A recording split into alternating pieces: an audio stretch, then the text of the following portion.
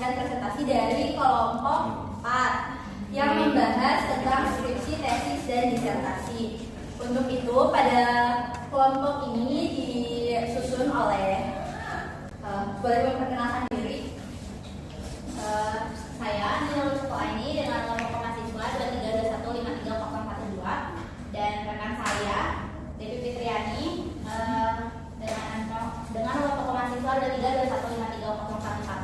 2321534041 dan Pandu Dwinata dengan nomor kelompok mahasiswa 2321534020.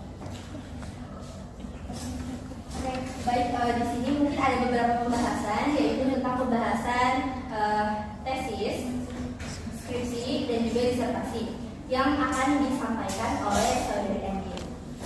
Pada ini silakan.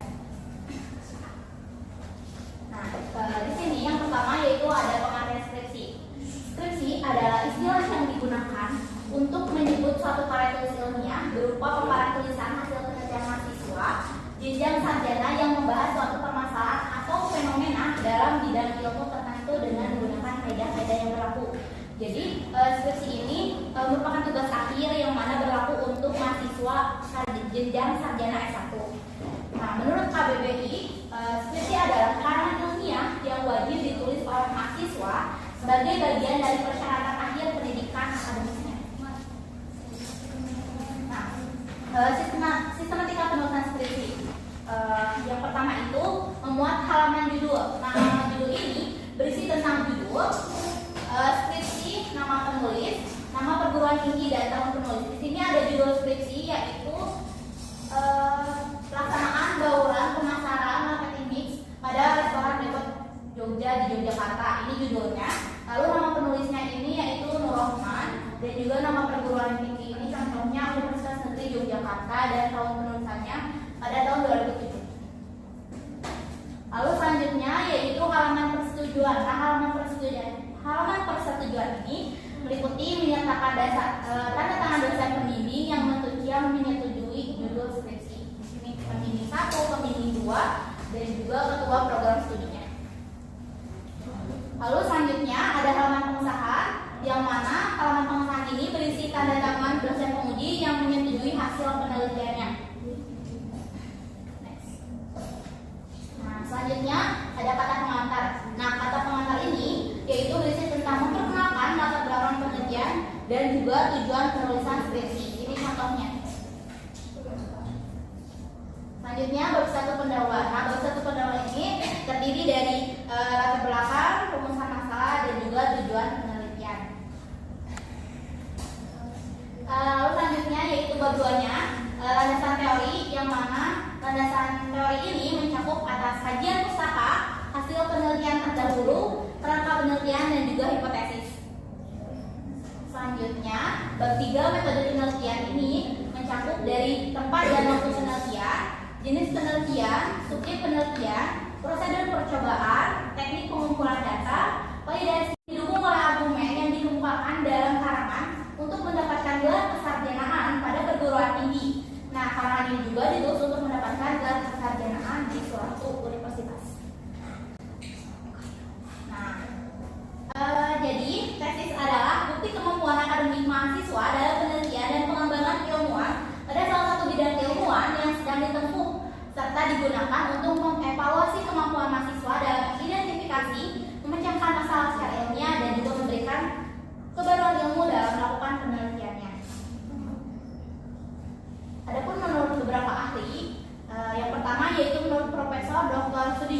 Sudijono MPD, dalam bukunya yang berjudul Pengantar Evaluasi Pendidikan ini, tesis diartikan sebagai karangan ilmiah yang dipersiapkan sebagai syarat untuk memperoleh gelar akademik. Sedangkan yang kedua menurut Dr. A. Molin, menurutnya tesis adalah hasil penelitian mahasiswa S2 di bawah bimbingan dosen yang disebut dosen pembimbing dan dapat dipertanggungjawabkan secara ilmiah. Tesis ini menunjukkan kemampuan mahasiswa dalam berpikir dan berkarya ilmiah dalam bidangnya dengan pendekatan inter dan juga multidisiplin. Sistematika penulisan tesis juga tidak jauh berbeda dari sistematika penulisan skripsi. Yang pertama itu pendahuluan yang terdiri dari latar belakang, rumusan masalah, tujuan penelitian, manfaat penelitian. Nah, latar belakang sendiri menjelaskan mengapa topik ini penting dan apa yang mendasari penelitiannya. Yang kedua yaitu rumusan masalah yang menjadikan pertanyaan penelitian yang ingin dijawab. Lalu selanjutnya tujuan penelitian, menggambarkan tujuan utama penelitian. Dan yang keempat, manfaat penelitian, menjelaskan manfaat teoritis dan praktis dari penelitian ini. Lalu yang kedua yaitu telaah pustaka. Telaah pustaka ini meliputi dari teori dan konsep, yang mana teori dan konsep ini meninjau literatur yang relevan dengan topik. Lalu selanjutnya kerangka konseptual yang membangun kerangka konseptual berdasarkan relevan. Lalu selanjutnya tentang metode penelitian. Nah, metode penelitian ini menjelaskan pendekatan penelitian yang terbagi menjadi dua, antara kualitatif, kuantitatif, dan juga gabungan. Nah, kualitatif di sini yaitu berdasarkan data atau melalui bisa observasi atau wawancara, sedangkan kuantitatif ini berupa data atau angka. Lalu yang kedua, populasi dan sampel. Yang di populasi dan sampel ini yaitu identifikasi populasi dan sampel penelitian. Sedangkan yang ketiga yaitu instrumen penelitian, yang mana menjelaskan alat pengumpulan data yang digunakan. Lalu selanjutnya adapun hasil penelitian dari tesis, yaitu yang pertama analisis data yang menyajikan hasil analisis data berdasarkan metode yang telah ditentukan. Lalu yang kedua temuan penelitian yang menjelaskan temuan utama penelitian. Lalu selanjutnya diskusi. Nah, diskusi ini meliputi interpretasi temuan dan juga implikasi, yang mana interpretasi temuan ini menganalisis temuan penelitian dan menghubungkannya dengan teori yang relevan. Dan karena implikasi, diskusikan implikasi temuan terhadap praktik ataupun kebijakan. Nah, selanjutnya yaitu kesimpulan dan saran. Kesimpulan ini meringkas temuan dan implikasi penelitian, sedangkan sarannya memberikan saran untuk penelitian selanjutnya. Di sini yang terakhir yaitu pengertian disertasi. Nah, disertasi merupakan proses ilmiah atau tugas akhir seorang mahasiswa dalam menyelesaikan program doktor atau S3-nya. Nah, disertasi ini merupakan bukti kemampuan mahasiswa dalam melakukan penelitian yang berhubungan dengan penemuan baru dalam program ilmu yang dipilih seorang mahasiswa jenjang doktor atau jenjang S3. Nah, menurut KBBI sendiri, disertasi adalah istilah yang digunakan untuk karangan ilmiah yang ditulis oleh seorang yang intelektual. Sedangkan menurut Profesor Muhammad Enoch, disertasi pada hakikatnya adalah pengembangan lebih lanjut dari tesis. Adapun sistematika penulisan dari disertasi ini, yang pertama ada bagian awal. Nah, bagian awal ini meliputi halaman sampul. Contohnya ini yang meliputi dari logo, nama universitas, nama penulis, dan juga nama judul. Nah, lalu selanjutnya ini dia bagian awal ini terdiri dari lembar pengesahan, halaman identitas penguji, abstrak, kata pengantar, halaman ringkasan, halaman daftar gambar, tabel, lampiran, dan juga simbol. Nah, dari bagian awal ini tidak jauh berbeda dari ketentuan sistematika antara skripsi dan juga tesis. Lalu yang kedua yaitu bab 1 pendahuluan. Nah, bab 1 pendahuluan ini yang pertama itu menjelaskan tentang latar belakang masalah. Nah, latar belakang masalah ini merupakan alasan penelitian dan rasa keingintahuan peneliti terhadap topik penelitiannya, dan juga fakta dan data sekunder yang relevan atau berkaitan dengan topik yang diteliti, dan juga tinjauan normatif sehubungan dengan topik yang diteliti. Lalu selanjutnya yaitu rumusan penelitian, yang mana rumusan penelitian ini membuat proses penyederhanaan masalah yang rumit dan kompleks dirumuskan menjadi masalah yang dapat diteliti atau researcher problems. Nah, lalu yang ketiga itu tujuan penelitian dan juga hipotesis penelitian apabila ada. Kalau tidak ada berarti tidak apa-apa. Lalu selanjutnya kegunaan penelitian. Selanjutnya asumsi penelitian apabila ada. Ruang lingkup dan keterbatasan penelitian, dan juga definisi istilah ataupun definisi operasional. Nah, lalu selanjutnya bab 2 kajian pustaka. Nah, pada pendekatan kuantitatif tinjauan pustaka ini ditempatkan. Nah, pada bab 2 kajian pustaka ini ada dua pendekatan, yaitu pendekatan kualitatif dan juga kuantitatif. Yang mana pada pendekatan kuantitatif tinjauan pustakanya ditempatkan sesudah sajian perumusan masalah. Sedangkan pada pendekatan kualitatif analisis kritik teori biasanya ditempatkan sesudah sajian pendahuluan. Nah, bab 2 ini biasanya dapat memuat hal di antara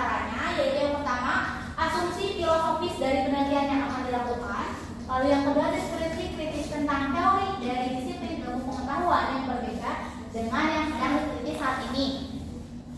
Lalu yang terakhir, berbagai alasan mengapa teori tersebut digunakan sebagai alat analisis.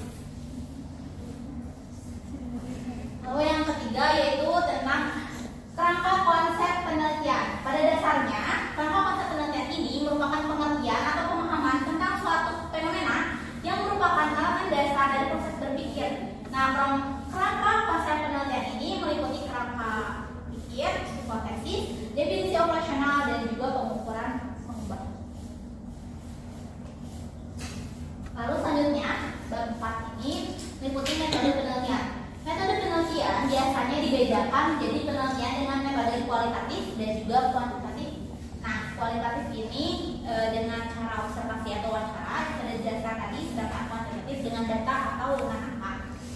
Yang mana memuat pada penelitian kualitatif ini, kuantitatif yang memuat jenis penelitian, populasi dan sampel, sumber data, konsep variabel, indikator dan item penelitian, lokasi penelitian, metode pengumpulan data, dan juga metode analisis data. Bedanya dari metode penelitian yang dilakukan dengan metode kualitatif ini, perbedaannya dari sini, dari yang kedua, populasi dan sampel ini kuantitatif, sedangkan informal ini untuk metode kualitatif, dan juga fokus penelitian untuk metode kualitatif. Lalu selanjutnya bab 5 yaitu hasil penelitian pembahasan. Nah, bentuk penelitian terdapat dua variasi, yaitu yang pertama hasil penelitian dan pembahasan yang diuraikan dalam satu bab yang tidak dipisah. Tetapi hasil dan pembahasan sebagai subbab beserta masing-masing subjudul dibagi dalam beberapa subjudul di akhir pembahasan, yang mana seringkali disajikan sebagai subbab khusus yaitu pembahasan umum. Sedangkan yang kedua hasil penelitian dan pembahasan yang diuraikan dalam beberapa bab. Nah, pemberian nama untuk masing-masing bab ini disesuaikan dengan isi pokok pembahasan. Lalu selanjutnya bab keempat itu penutupan yang meliputi dari kesimpulan dan juga syarat. Yang terakhir dari sistematika penulisan disertasi ini yaitu bagian akhir ini meliputi daftar rujukan, yang kedua pernyataan keaslian tulisan, lampiran-lampiran, dan juga riwayat hidup penulis.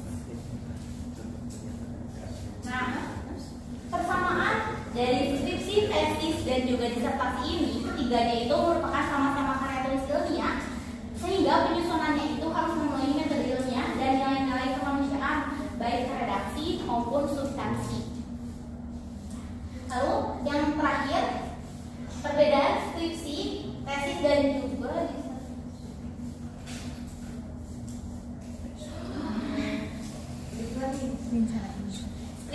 skripsi ini merupakan tugas akhir bagi mahasiswa yang menempuh jenjang S1, sedangkan tesis merupakan tugas akhir yang dilakukan oleh mahasiswa jenjang S2 atau untuk meraih gelar magister.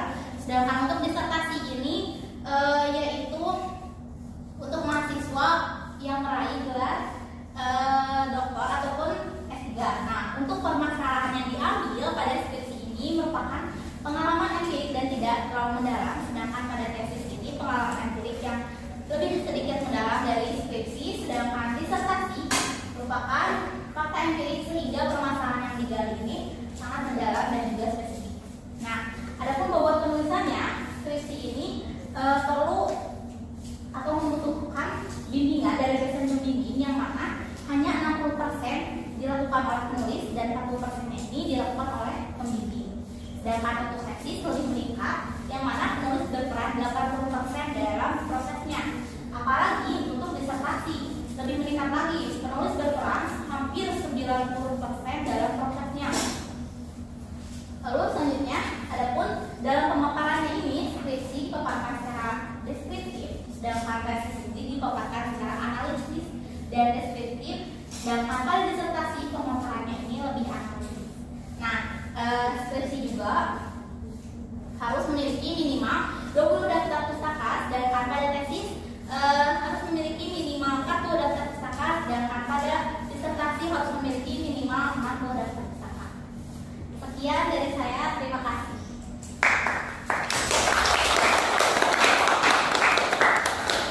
Oke, terima kasih kepada saudari Andin yang telah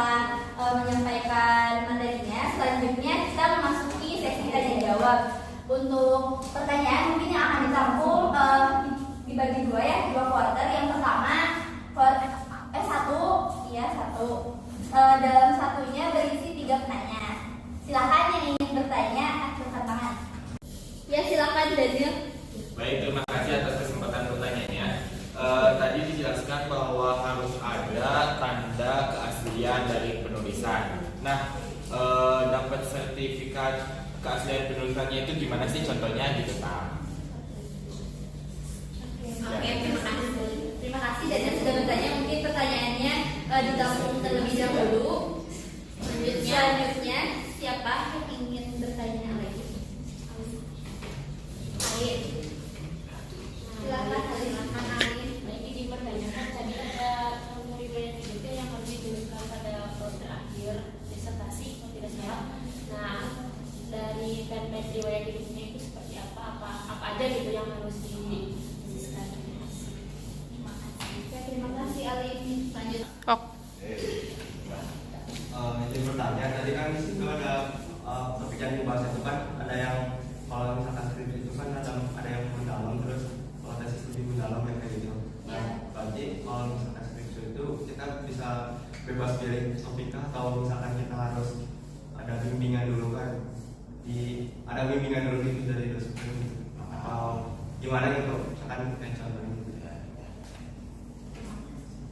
Izin menjawab dari pertanyaan Alin, yaitu bagaimana contoh dari riwayat hidup yang ada di disertasi ini, yaitu sebagai contohnya yang ini, meliputi dari nama lengkap, tempat tanggal lahir, terus biodata ayah dan ibu, pendidikan terakhir, dan juga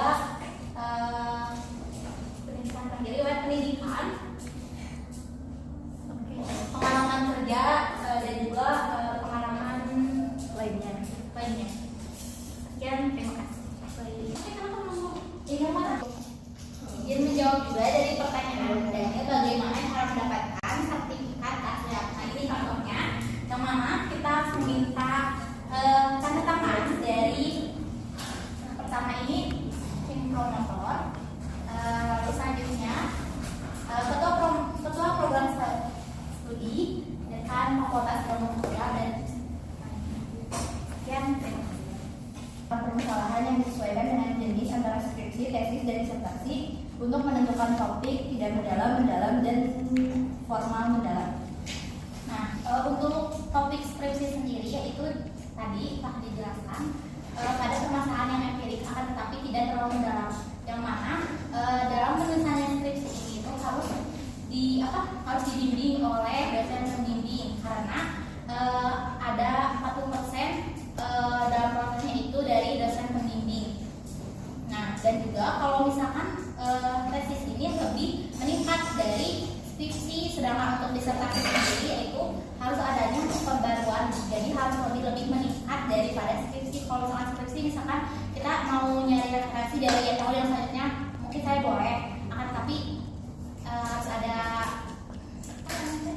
pembaruan juga. Tapi kalau misalkan disertasi ini harus lebih adanya pembaharuan. Nah, sudah cukup Iqbal?